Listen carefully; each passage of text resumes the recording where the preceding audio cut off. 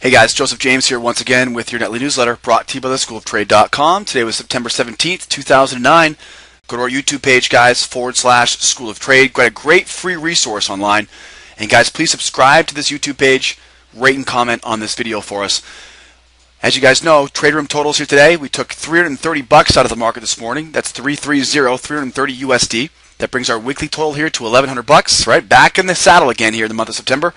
And of course, our monthly total as we creep through the month of September is at 1920 here in our trade room totals. Of course, we'll keep you guys posted on this as we work our way through the month of September. Our term of the day today is OPEX, or Options Expiration Friday, as well as Quadruple Witching Hour. And of course, we'll talk more about these in our live trade room. But what is OPEX Friday? Well, it's the third Friday of each month. So the third Friday of each month is Options Expiration Friday, or we call OPEX. Now, there's one caveat here. If the first day of the month is a Friday, then this is the fourth Friday of the month. So it's the third Friday of the month, unless, of course, the first day of the month is a Friday, and then it gets pushed back 1 week. Now, of course, this is when standardized options expire on Saturday following the third Friday of the month. Okay, so you may not be aware of this, but options don't actually expire on Friday. They expire on Saturday morning. But, of course, that Friday is the last day before the options expire, so we, of course, call that OPEX. Now, this day offers pretty much the least number of scheduling conflicts, right, that is on Saturday, right? So there's no federal holidays, there's no scheduling conflicts on that Saturday, so that's why they make it that day. Now, we have this term Quadruple Witching, and what does this mean? Is the third Friday of March, June, September, and December. So, of course, the quarters, right? March, June, September, December, every 3 months. When the stock index futures, stock index options, stock options, and single stock futures all expire on the same third Friday. So March, June, September, and December, the third Friday of those months, are when we have 4 different asset classes all expiring all at the same time. So be careful about that. It's called quadruple witching. And what happens is we see these massive trades in the options and, of course, the underlying stocks by traders that cause above average and mostly unpredictable volume and volatility. Now, we love to see volume, we love to see volatility, but we usually see them come with patterns. That makes them very predictable. We can, of course, anticipate these patterns. In quadruple witching, or any OPEX Friday, we tend to see large trades, that is, these institutional-sized traders are shuffling around their portfolio in anticipation of options expiring on Saturday. So, of course, massive trades and options, of course, causing above average volume, unpredicted moves, and unpredicted volatility. That's the key. We don't see patterns. They come out of nowhere. So we can be in a trade long and all of a sudden see a big group of sellers jump in for no reason whatsoever. That's the stuff that we have to worry about when it comes to OPEX. Let's keep moving. Now, how do we trade it? How do we use OPEX Friday? Of course, how do we trade it? Well, carefully. Now, guys, it's important that we use caution tomorrow on quadruple witching. Wait for the best setups. Look for volume and follow through. We want to see patterns develop, and we want to see these patterns develop with volume and follow through after that volume. Now, watch your tape and your pace of the tape indicator for signs of excessive volume at unexpected times, and don't be afraid to cut your losses early or get out of a trade early. You don't need to trade every single day, and of course, tomorrow may be a good day to either take the dentist appointment you've been putting off, right? Go see the eye doctor you've been trying to do for the last 6 months, or trade a simulator. Cut your size down. Okay, if you're trading a 6 contract, cut it down to 4 or 3 contracts. Be careful tomorrow. We open up the room tomorrow at 2:45 a.m. Eastern Standard Time. Now, tomorrow the room will be closed at 6 a.m., guys. We only have the European Open tomorrow, so we're not trading the U.S. session tomorrow. And, of course, the beginner's course is highly recommended.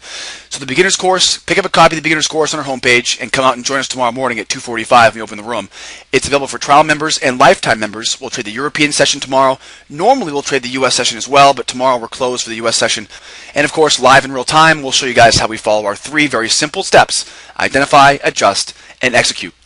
Now, guys, let's take a look at some of the trades we took today. And, of course, I want to show you guys some examples of the trades we took, as well as some examples of some interesting stuff we saw.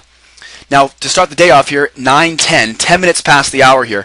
This was our first trade of the morning on the gold market. This was a breaker pattern short. Enter here was at 10:14 even.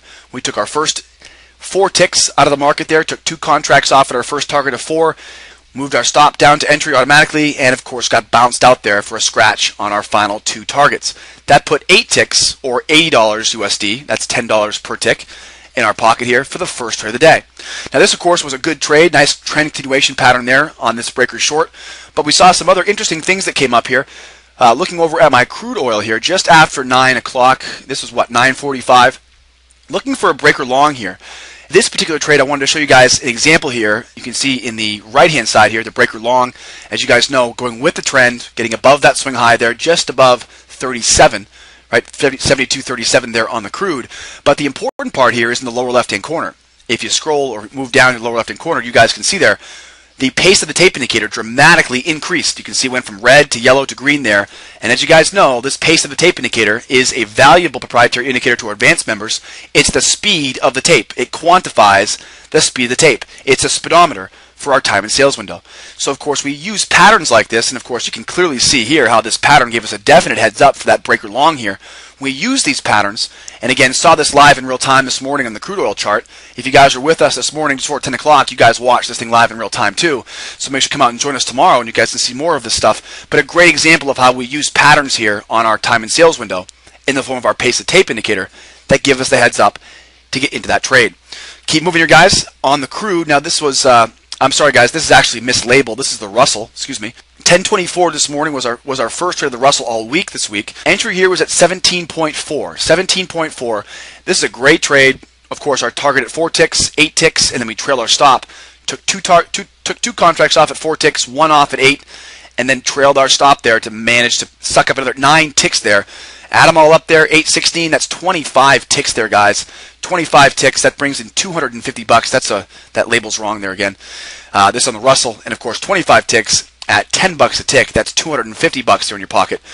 And of course, once again, this is a two-step, being a counter trend trade, going against the short-term trend. Obviously, great trade here, 25 ticks, $250 in your pocket. That will get you moving there towards your daily goal. And let's see here, next up on the gold, another great example, guys, of once again how we're looking to avoid trades that are not going to line up properly. As you guys know, it's not enough for me just to know when to get into trades. I have to know when to stay away from trades as well. So, of course, once again, here on the gold, great example, looking for a two-step to the long side here. Had to break above that red level there, right? That red arrow, that swing high there. But we stayed away from this trade because of the pace of the tape. And when you go down to the lower right-hand corner here, you can see, once again, we use a definite pattern here on our pace of the tape. It shows, of course, the pace of the tape slowing down, meaning that, again, we talked about sentiment last night. Yesterday's video was on market sentiment. If we see price increasing and the speed decreasing, it's called divergence. Now, this term divergence basically tells us that we may not want to take this long trade. So price was setting up to the long side, but of course, this market can't fool us, guys. We've got too many great tools at our disposal. The pace of the tape indicator gave us a heads up. Very easy to see there, the pace of the tape. Of course, the speed slowing down tremendously. I didn't even have to read the time and sales window there, guys. Just had to simply glance over at my pace of tape indicator, and it told me without any doubt in my mind to stay away from that trade. And boy, as you guys can see, it would have taken my head off there, taken back all that money we worked so hard to make. Use our rules, use our technique, and of course that pace of the tape indicator, wonderful proprietary indicator that helped you stay away from some losing trades. Let's keep moving. Over here on the crude, another example of how we can use that pace of the tape indicator. Now we bracketed out the high of the pace of the tape in this example, and of course we were looking for a two-step short.